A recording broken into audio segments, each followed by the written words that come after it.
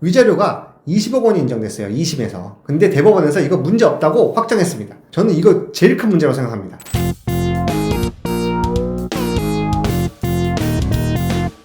안녕하세요. 이세준 변호사입니다. 10월 16일에 한 재벌가의 이혼 사건의 대법원 판결이 있었습니다. 오늘 저는 이 대법원 판결을 비판하려고 합니다. 사건의 개요를 간략히 설명드리면은 재벌 회장인 남편 쪽이 있고요. 사모님이었던 부인 쪽이 있습니다. 그런데 남편이 바람을 폈어요. 불륜을 해가지고 새로운 여자가 들어왔습니다. 그래서 남편이 부정행위를 했다, 불륜을 했다, 이거는 다툼이 없습니다. 쟁점이 됐던 거는 재산 분할과 위자료예요. 1심에서는 재산 분할 대상액을 665억 원 정도로 받고요. 위자료는 1억 원을 책정해서 선고했습니다. 그리고 항소심에서 2심에서는 재산 분할액이 대폭 늘어났어요. 1조 8,808억 1,700만 원. 그리고 위자료도 20억 원이나 책정을 해서 선고했습니다. 여기에 대해서 대법원이 판결을 선고했습니다.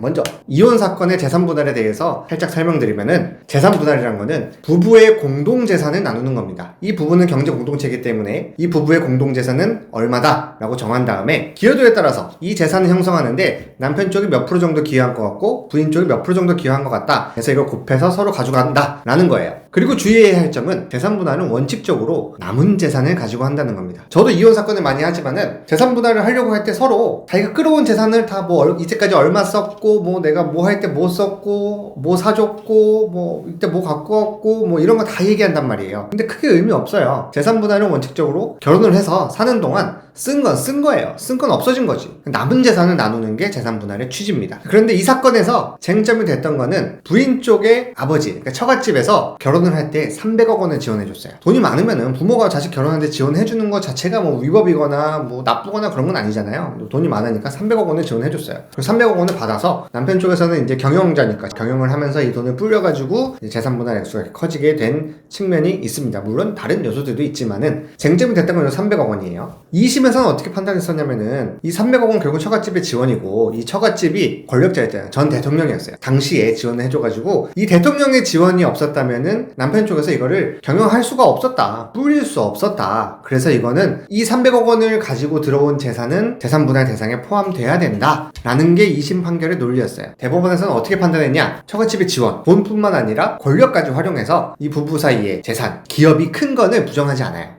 이건 맞는 것 같다. 그런데 이 300억 원, 부인 쪽에서 지원해준 300억 원이 뇌물로 받은 돈을 여기다 지원해준 것 같다. 그래서 이건 불법적인 돈이다. 근데 이 불법적인 돈을 우리 법원이 이걸 인정해줄 수는 없는 것 같다. 그래서 이거는 재산분할 대상에서 빼야 될 것 같다 라는 거예요. 그러면서 이제 민법 제746조 불법 원인 급여라는 조항이 있어요. 이거를 근거로 들었는데요. 이 불법 원인 급여가 뭐냐면은, 불법을 원인으로 해서 준 돈 같은 경우는 나중에 이게 잘못되더라도 내가 돌려받을 수 없다는 거예요. 이걸 법에서 보호해주지 않겠다는 거예요. 니들끼리 불법적으로 거래한 거를 니들끼리 알아서 주고받고 하는 거는 어쩔 수 없지만은 법에서 이거를 보호해줘야 되냐? 이건 다른 문제다 라는 조항이거든요. 대표적으로 뭐가 있냐면은 도박이에요. 도박. 친구가 돈을 빌려달라고 그랬어. 근데 얘가 날 속인 게 아니라 얘가 이 돈 갖고 도박할 거 알아. 그래, 내가 너 도박하는 거 알고 내가 너 빌려줄게. 근데 이거 만약에 도박해서 따면은 나 좀 줘야 돼? 아니면 이거 그대로 갚아야 돼? 라고 하고 준 거예요. 근데 잘못됐어. 아니면 잘 되더라도 나중에 이거를 다시 돌려달라고 해요. 약속한 대로. 근데 이거를 법에서 보호해주느냐? 라는 문제예요. 불법으로 한 건데 그럼 도박 자금 서로 주고받고 하는 거를 법에서 인정해줄 수 있겠느냐? 라는 겁니다. 그래서 반환 청구할 수 없다 너는, 이런 거예요. 이 법조항 자체는 맞아요. 근데 이거에 대해서 저는 조금 많이 비판하려고 해요.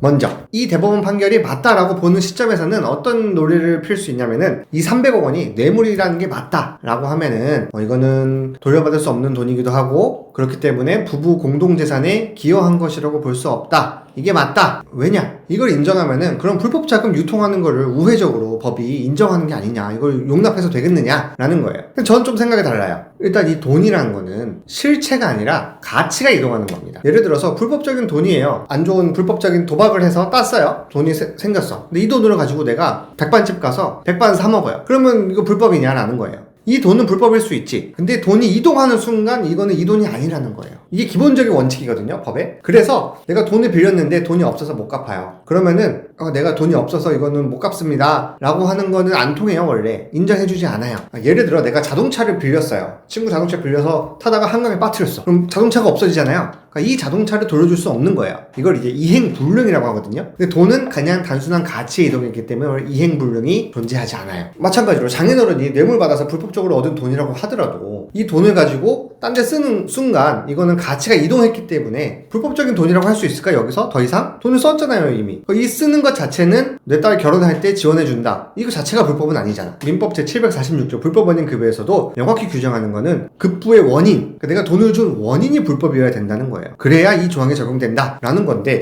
좀 너무 확대해서 법을 적용하는 게 아닌가 라는 생각이 들었어요 저는. 그리고 이 불법원인 급여 조항은 근본적으로 반환을 막는 규정입니다. 내가 준 돈을 다시 받을 때 그때 문제예요. 그런데 재산분할은 반환이 아니에요. 분할과 반환은 법적으로 명확히 다른 겁니다. 반환은 내가 준 돈을 받는 거고, 분할은 내 공동재산, 그러니까 이 부부 사이는 경제 공동체니까 서로 같이 경제를 읽어가니까 뭐 혼인생활이 잘 유지된다면 여기에 구별이 없어요. 근데 이제 갈라서게 됐으니까 이거를 딱 나눠서 가져가자, 원래 내 거를 딱 나누는 거란 말이에요 정확하게. 그래서 여기에다 불법원인 급여 적용하는 게 과연 맞을까? 논리적으로 이런 의문이 있습니다.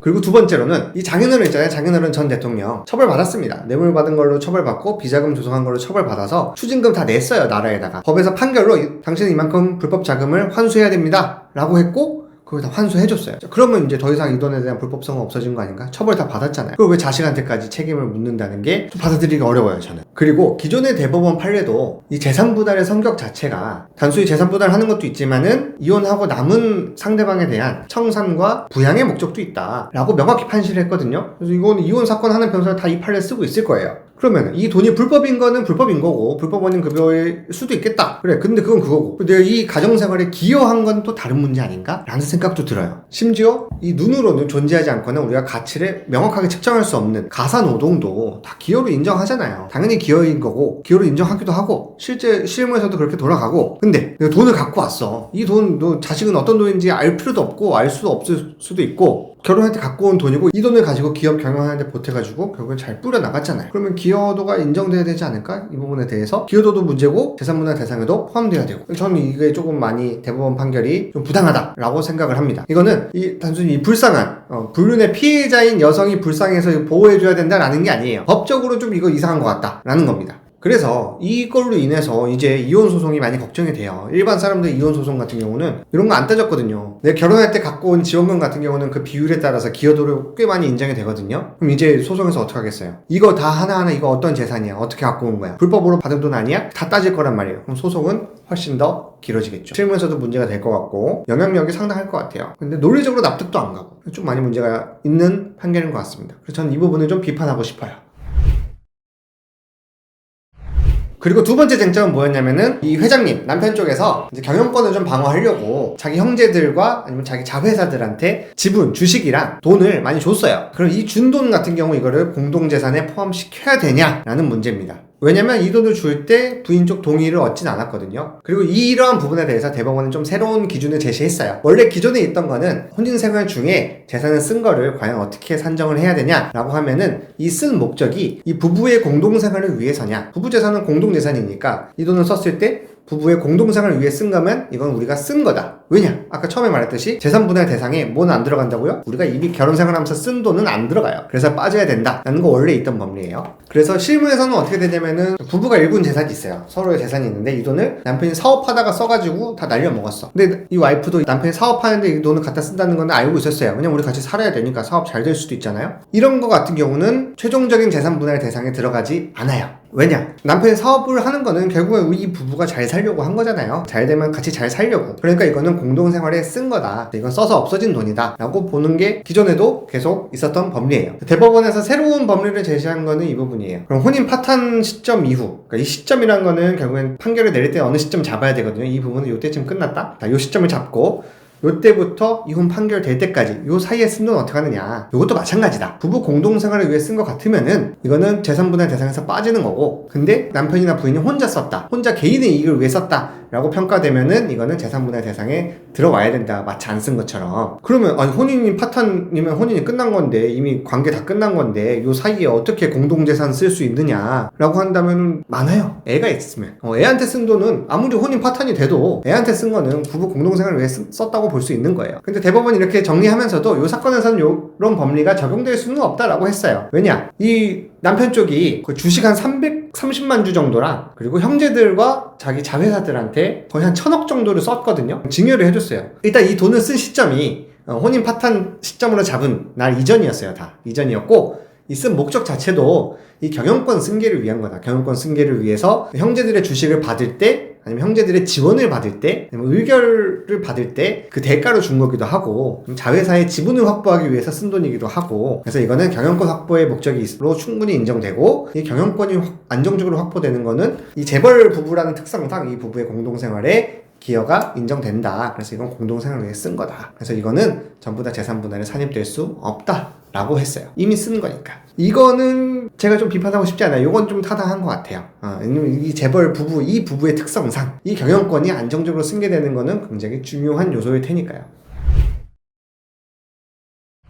그리고 세 번째, 위자료가 20억 원이 인정됐어요. 2심에서. 근데 대법원에서 이거 문제 없다고 확정했습니다. 재산분할 부분은 파기환송을 했는데 위자료 부분은 문제 없다, 이거 20억 잘한 것 같다, 이렇게 판결을 내려줬어요. 저는 이거 제일 큰 문제라고 생각합니다. 왜 그러느냐, 일반 사람들은 이혼할 때 이 사람이 아무리 불륜을 하고 나쁜 짓을 했어도 20억 원 절대 안 나옵니다. 그런데 재벌가니까 20억 원이 나온다? 물론 이 남편 회장님한테는 20억 원이 우리 일반 사람들이 물어주는 3천만 원보다 더 작은 돈일 수도 있어요. 그런데 제가 비판하는 포인트는 뭐냐, 위자료라는 게 뭐냐, 위자료는 그 본질이 이 정신적 고통에 대한 손해배상이에요. 그러면 우리 일반 사람들은 남편이나 와이프가 불륜을 해요. 불륜의 피해자가 됐어요, 내가. 그러면 일반 사람들은 보통 한 3천만 원 언저리, 3천에서 5천 사이 이렇게 되거든요. 그럼 일반 사람들의 정신적 고통은 3천에서 5천짜리고 재벌가의 정신적 고통은 20억이고 너무 갭이 크다는 거예요. 재벌가라서 더 고통스러운 건 아니잖아요. 우리 일반 사람들도 정신적 고통은 똑같지. 재산 분할은 당연히 다를 수 있죠. 같은 재산을 나누는 거니까. 서로 돈이 많이 읽었어, 그러면은 이거는 더 많이 노력해서 번 사람들이 많이 나눠 가진다, 이거는 뭐라 할 수 없죠. 근데 정신적 고통은 좀 다르잖아요. 우리 일반 사람들과 재벌이 마치 급이 다른 사람, 너네들은 정신적 고통도 급이 달라, 스트레스도 급이 달라, 이렇게 인정하는 것 같아서 저는 너무 마음이 아팠습니다. 근데 이 판결로 인해서 일반 사건들도 위자료가 좀 올라가긴 할 것 같아요. 올라가긴 할 것 같은데 과연 20억까지 인정해 줄 수 있을까? 절대 안 되죠. 왜냐면 일반 사람들 20억이 없으니까. 그러면 1억이라도 해줄 수 있을까? 전 1억까지도 올라가기 힘들 거라고 봐요. 왜냐면 3천만 원 기준에서 한 번에 1억으로 올라간다? 이건 거의 불가능합니다.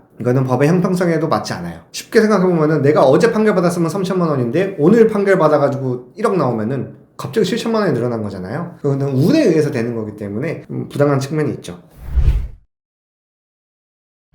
그래서 저는 이 10월 16일에 있었던 이 재벌가의 이혼 사건에 대한 대법원 판결, 재산분할에 대한 판결 내용, 그리고 위자료에 대한 판결 내용, 이런 거 봤을 때 일단 논리적으로도 맞지 않고 가치적으로도 맞지 않고 일반적인 이혼 소송 실무에 끼칠 영향에 있어서도 맞지 않다고 봅니다. 그래서 저는 이 판결을 비판합니다. 물론 제가 비판한다고 해서 대법원 판결이 바뀌지는 않겠죠. 그래도 저는 소신을 가지고 이거는 비판할 거는 비판해야 된다고 생각을 합니다.